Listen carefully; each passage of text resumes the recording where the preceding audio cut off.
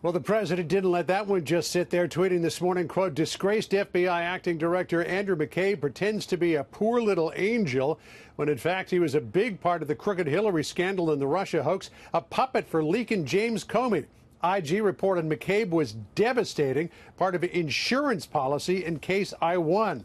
In the interview, McCabe also says there were meetings at the Justice Department about the possibility of getting together the vice president and enough cabinet members to use the 25th Amendment to remove the president from office. The DOJ has previously denied that there were any such meetings. McCabe also says Deputy Attorney General Rod Rosenstein, who recently tendered his resignation, was serious about wearing a wire in his meetings with President Trump.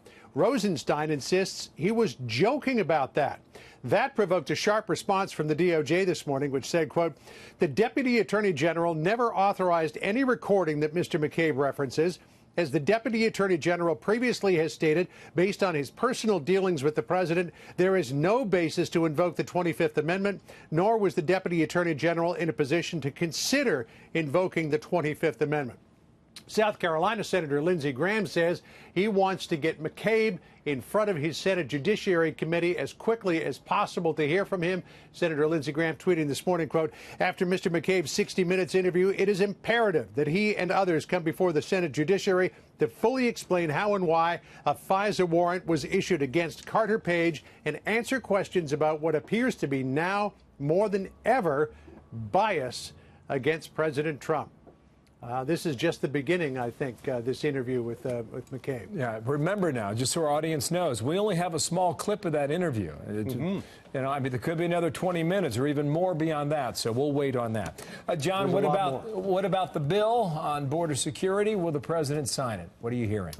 We do not know yet. I mean, I don't know how much choice he really has here, but the White House is spending all day today and will much of tomorrow go through the 1,159 pages of the bill that came in late last night. There are a lot of things in this bill that the president does not like. Among them, the bill says that you cannot, in Texas, build a barrier in the National Butterfly Center. The Department of Homeland Security has already been preparing the ground there to build a fence and insists it's not going to disrupt what's going on there at the Butterfly Center. It also gives local officials in Texas a big say on where fencing can be built, and it also stipulates that border fence can only be designs approved as of 2017, which includes the so-called steel bollard design.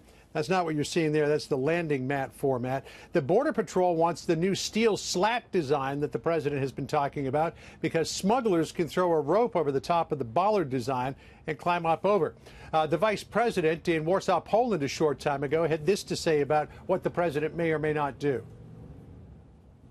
The president's evaluating what's in the bill. He's also evaluating the authority that he has, and I know he'll be making a decision before the deadline this Friday.